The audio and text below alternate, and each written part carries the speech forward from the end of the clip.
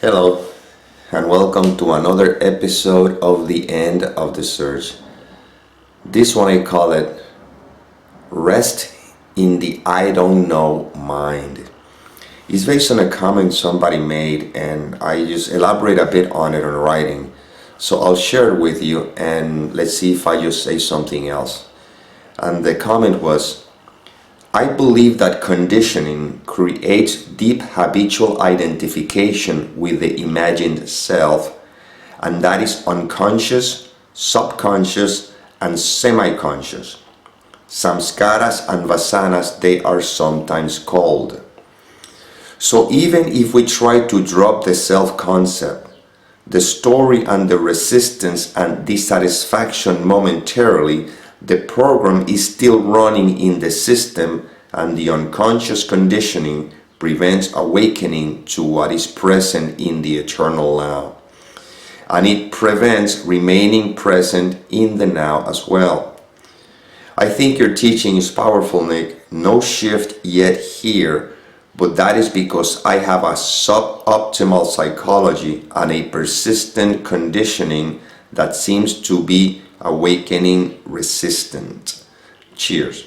Okay, well, here's what I share, and then see if something else comes up. I said, thank you for your sharing, and I certainly would not discard any of your comments because I cannot say that I have the truth.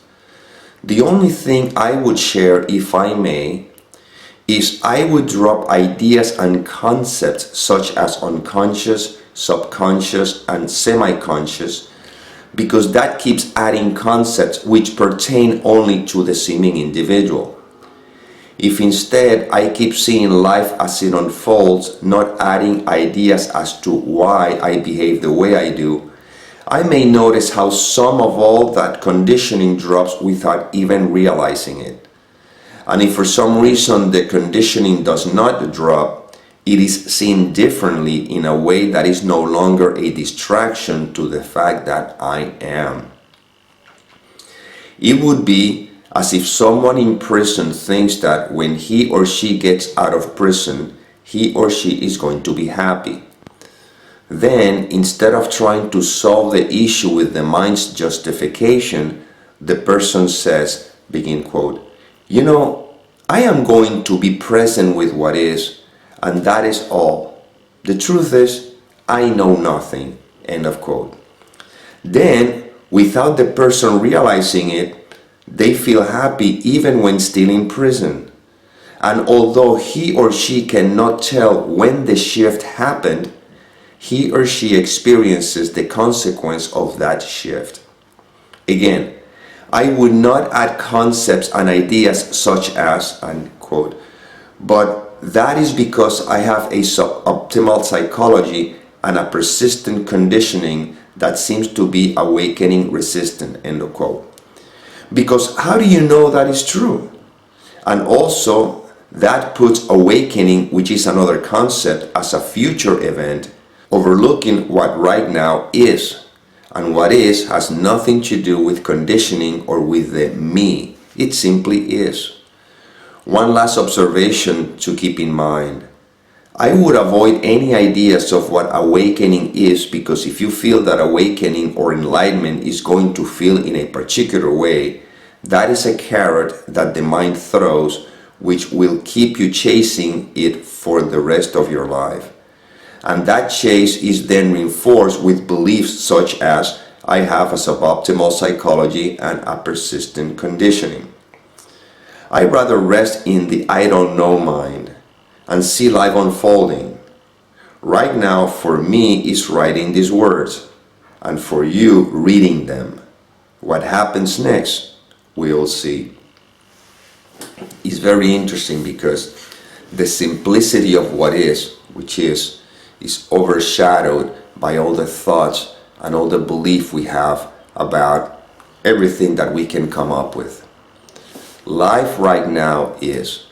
This idea of awakening is a word that tends to overlook the fact that we are, because now it becomes a concept, a new goal. I'm going to awaken.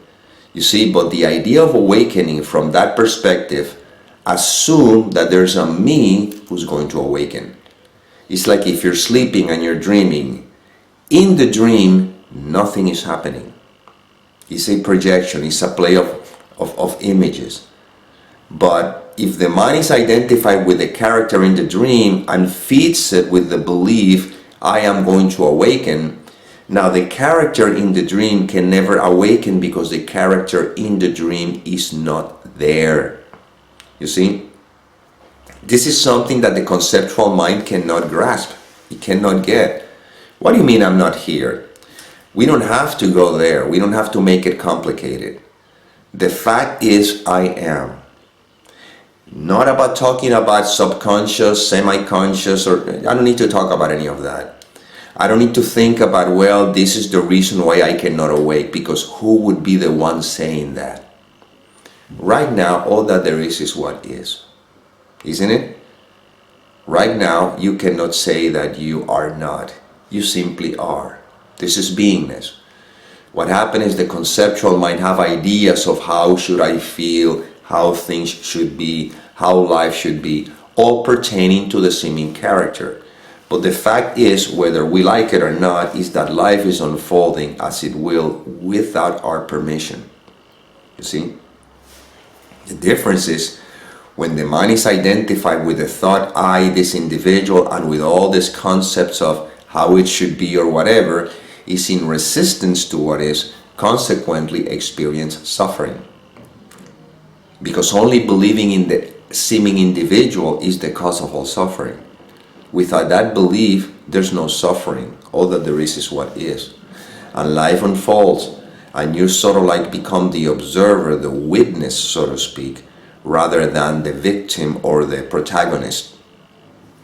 And the idea of a witness also suggests duality, because it implies that there's a witness, me that is witness, but I don't know what words to use. I'm just kind of trying to point to what is right now, right this moment, in spite of what may seem to be happening in your life experience, in spite of whatever thoughts that may be appearing right now. Let's get rid of this subconscious, unconscious, and this psychological resistance. It's very simple. Right now. What's happening right now? Don't let the mind interpret. Don't let the mind evaluate what it thinks it's happening. What is happening right now? And the answer is simple. What's happening is being. Which is not a happening because it's not a temporary thing. It's an eternal. You know? Being in this experience of now. I think the person says something here about bringing the now or living in the now or so. Let me see if I find it. Okay, the person says, the program is still running in the system and the unconscious conditioning prevents awakening to what is present in the eternal now. And it prevents remaining present in the now as well. Okay, let's look at that closely. Try not to be in the now. It doesn't matter what the thoughts may be. It doesn't matter what you're thinking. It's irrelevant. Try not to be in the now. In other words, try to be somewhere else other than right now. Try. I'm waiting. Try to be somewhere else other in the now. You see? But the problem here, as I see it, is that the mind has an idea of being in the now is an event. I have to be in the now. Well, are you not being right now? Or maybe the now doesn't look the way you think it should, and that the mind conjure up with another idea. If I was in the now, I would feel in a particular way. I would be in bliss. I would not be about future. No. You are in right now is all there is. Even when thoughts of the future appear in the now, that doesn't take you out of the now. Because here, the mind assumes that if I'm in the now, there's not going to be thoughts about the future. There's not going to be thoughts about the past. The problem are not the thoughts. Let them be. The problem is the identification with the me who now identify with the thoughts. I can have thoughts of the future and I can have thoughts of the past, all happening in this present moment, which is the one that there is. Nothing wrong with them. But when the the mind that thinks, that knows, begins to interpret all of that. That's when it gets all very confusing. But in reality, you're always in the now, whether you have a toothache or whether you don't, whether you feel pain or whether you feel pleasure. You're always in the now. You can never not be. That's why I did a video on that, because again, we need this idea of being in the now has become a mental activity now, a new activity. I have to be in the now. I don't have to be in the now. I am always in the ever-present nowness, in spite of whatever thoughts may be appearing. So I don't need to control the mind to be in the now. I'm never concerned about any of that. I wake up in the morning, or this seeming character, instrument, image, whatever you want to call it, wakes up in the morning, because that is what life does. Life is the one that wakes this thing in the morning. I don't wake up in the morning. I don't turn the switch and say, okay, I'm going to awake. I never know when I'm going to awake. All I know is that when the awakening, I'm not talking about spiritual, I'm talking about the body waking up from bed, okay? When that happens, life unfolds, and I'm always in the now. Even when in the moment or at times the mind is thinking of a future, well, it's in the now thinking of a future. If I don't try to make it into, oh, I have to be in the now, I gotta be in the now, I gotta be in the now, because again, that is a mental activity. And I guess, I may be wrong here, but I get the feeling that's what you're saying here. I cannot be in the now because you think that the now should feel in a particular way, which is the same thing that happened with awakening. If I'm awake, I will be like in bliss, in what? No, just awakening is not something that is personal. The individual does not awake. When you're sleeping and you're dreaming, the character in the dream can never awake, because once again, is not there. How could a character in the dream can awake? The only thing that awakens would be the mind that is dreaming the dream. And if we're talking in those terms, awakening implies your disappearance. You see? Awakening in the real sense, in that case, would be the disappearance of all this world of illusion. You see? So this world of illusion is a dream. We are part of that dream. And yet, look how these videos or this information come up, so that we can remember that this is a dream, and who we are is not the character in the dream, is not the one here talking about this information, is nothing that has to do with any of this, and it's not something that we choose to do, it's something that which supposedly dreams all of this is doing. So I am not choosing these words. These words are happenings.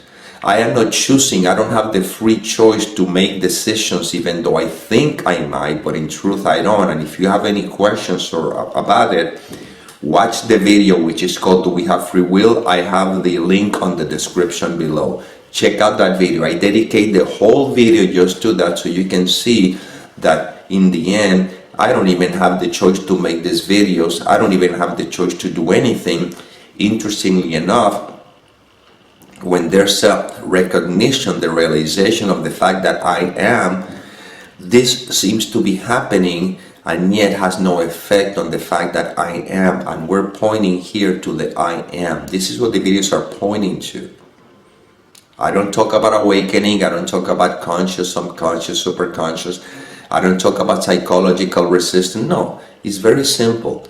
Right now, although you're not the one making this choice, but if life presents this scenario in which this information happens, well, it acts as if you actually can make the choice of, right now, don't believe the content of the mind. Right this moment. This is it. You see, this is very simple. This is it. If there's no belief in the thoughts that is interpreting this, well, this would be the awakening that we so much talk about. You see? So you want to know what enlightenment is? There you go. Don't believe the content of the mind. This is it. Right now. This is all there is. But as long as there's a belief in a me, in a separate individual, and now that me have to feel in a particular way, or things should be in a particular way, all that just confuse and complicates the simplicity of just being. Right now, are you not being? Are you? There's nothing to do, it's just being, it's just what it is. That's just the play unfolding on its own. On its own. I'm not choosing breathing, I'm not the one choosing to breathe, I'm not the one choosing seeing. I don't turn a mechanism somewhere and says, okay, now I'm going to see. Seeing is happening whether with or without my consent. Hearing is happening, I cannot control that. Sensing, feeling, all that is happening, I have nothing to do with that. You see?